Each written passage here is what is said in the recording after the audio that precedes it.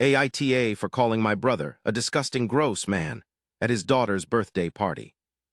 Throw away my brother, Paul, and I are not close at all. We have very different worldviews and have incompatible personalities. I can tolerate him, but I would never consider him a friend. He's been married to Lisa for 1 or 2 years now, and they have a beautiful daughter together, my girlfriend, Amy, and I were invited to celebrate my niece's first birthday. Most of the family was invited, and it would be the first time I would have seen them all together.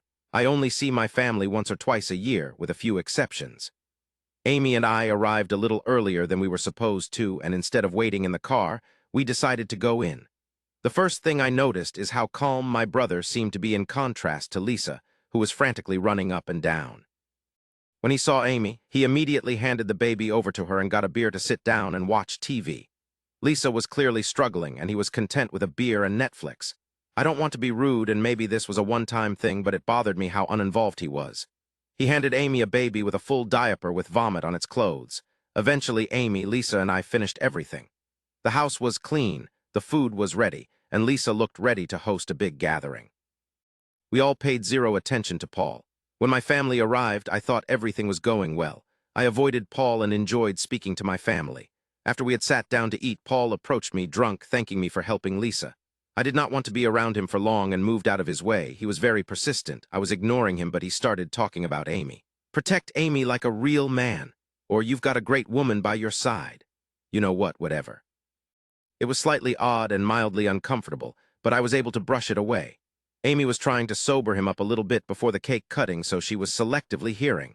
We tried to get him to stop talking and drink water. However, he had a lot to say about Lisa. He was complaining about how pregnancy ruined Lisa's body and how a baby ruined his life.